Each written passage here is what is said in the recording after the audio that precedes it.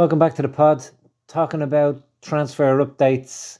Haven't done a pod for a while. It was away, so only catching up with the transfers now. Well, was keeping an eye on them, but only reporting on them now. Sure, a lot of them are well known, but just reporting on the players that were on our list so far up to date that have moved in the January transfer window or thereafter.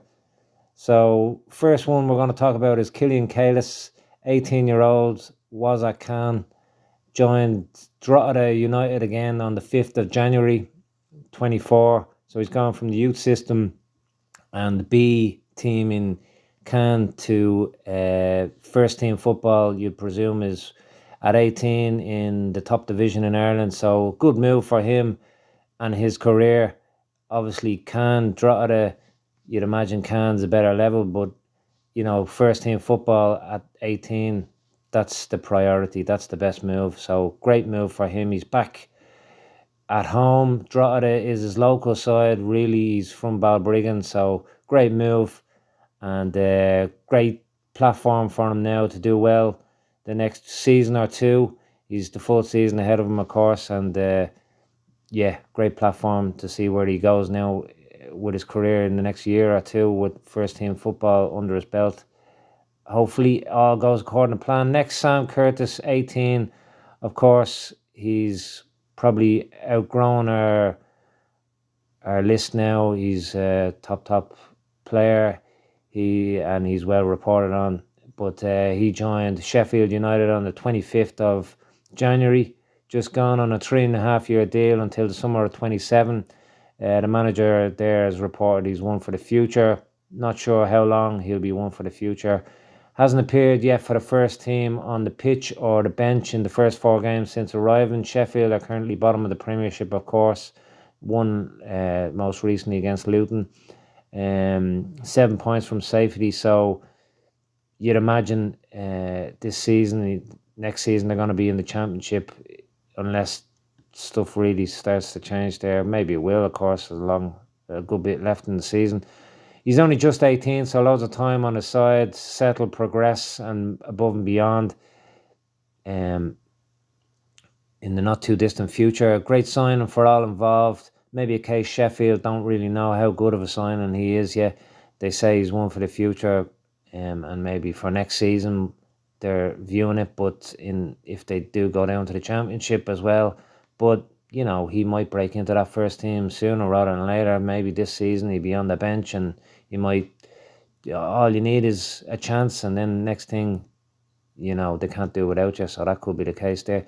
Next on the list, Zack Elbouzedi, 25, was in Sweden, joined Swindon Town in League 2, so the 4th division in England, on loan until the end of the season.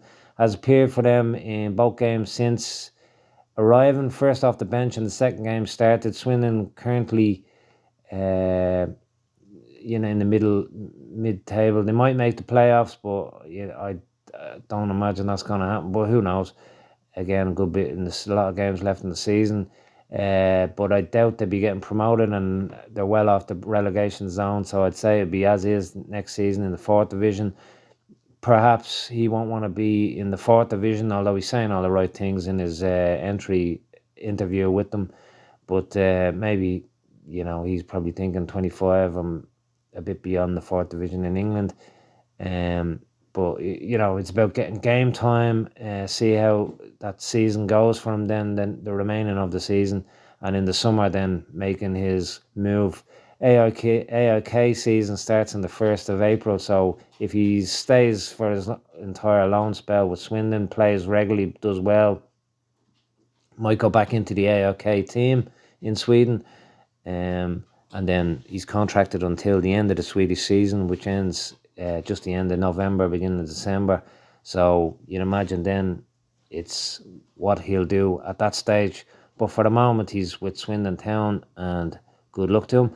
Next, Cristiano Fitzgerald, 20 now, signed a 2.5-year permanent deal, transfer to fellow Portuguese top-tier side CF Estrela, who are currently 12th in the league, 3 points behind his old team, Boa Vista. Boa Vista, of course, had him on a long-term deal, probably didn't want to let him go, had plans for him, had a lot of faith in him, but he's moved to Australia. I gotta be honest, I hadn't heard of them before. I know I'm butchering the name, of course, as usual, but they are a team, again, the same level, top division in Portugal, same level really as Boa Vista. It's a step closer to first team football. He was with the Boa Vista first team now, but hadn't made any appearances. Don't think he was even on the bench. So you'd imagine he would only move to a similar team if he thought first team football was closer. They're a team that are owned by ex-Man United player Patrice Evra. There was reported interest from Chelsea's owner to buy the club from Patrice Evra, I think, in the summer. So they're a team that maybe have a big future. But yeah, good move for him. If it leads to first team football again, he probably wouldn't have made that jump if it wasn't the case. Expect to see him on the bench sooner rather than later. He hasn't appeared there the 2 games since he's arrived, but I'd say he's going to appear on the bench, maybe first team football, a few minutes, and then next season start proper. It's only a few months left of this season, so yeah, before that move, he had been training with Dundalk to get first team football, a season-long loan with Dundalk. So obviously his aim is to get first team football sooner rather than later, and I'd imagine, again, that's going to happen for him at his new club. Next on the list, Liam Kerrigan, 23, moved to the 3rd division in Italy from the 2nd division with Como. He moved to Novara. Obviously, again, it's to get regular game time and come back better and stronger next season with Como. Como flying high this season, currently 3rd. So will they be in Serie B next season, or will they be in Serie A? Hopefully for the club gets Serie A. I don't know what's best for Liam Kerrigan, but if he signed up to a Serie A team, of course, that's not a bad thing. If the loan goes well, you'd imagine if they're still in Serie A, he'll go straight back into the team, hit the ground running next season with Como. If they get promoted to Serie A, perhaps he might be on the fringes on a Serie A team and break into the Serie A team. Maybe he might decide, as is this season, it's best to get regular week in, week out football and full matches and etc. So he might go on loan to a Serie B team then. Who knows? Obviously, he'd started very well until he got that injury last season. So it was a bit of a kick in the rocks for him. But yeah, hopefully this move does what it's supposed to do and gets him the minutes and gets him back on course where he was when he signed initially for Como. Next on the list, I think maybe the best move of in January was Grady McDonnell. He's 15, was with Vancouver Whitecaps. Now he's moved to Canadian top tier, Vancouver Whitecaps course in the MLS. He's moved to Canadian top tier Vancouver FC on a permanent basis, which is believed to be a 3-year pro deal. He's the youngest ever player to sign for them. That's a good platform for him. He's only 15. He's took advice from, it appears, his own advisors, his family, his management. Also from Ireland, apparently, the underage setup in Ireland, that he needs to be getting more first team football. And he's taken the bull by the horns and he's gone off and got it, and that's great. So let's hope he gets in that team. Their season, I think, starts in April. So he's got a few months to get up to speed, and you got to take a hat off to him. He's not hanging around. He wants to be challenged. He's a great plan, great move. Listening to his advisors, seems very grounded, and again, very committed apparently to Ireland. You'd imagine Canada are very interested in him, but apparently there's only eyes for Ireland. So great news all around, and that could be that's a real good move for him and for Irish fans, and definitely very interesting. Next on the list, 25, Clyde O'Connell joins arguably maybe not even arguably, the top league in Southeast Asia in Thailand, signing for a second tier side, albeit Shanat Hornbill on the 5th of January. He scored on his debut a few days later. Since being a mainstay in the team and won Player of the Month award as well. Shanat, obviously the plan is to get to the top in Thailand. Great way of life, great league again in Southeast Asia. So they're more or less a feeder team for top teams. So he's stood out so far, and if he continues, you'd imagine he's going to be snapped up by one of the big boys there or elsewhere. So yeah, great move for him, and exactly what he wanted, to be honest, by his own accounts.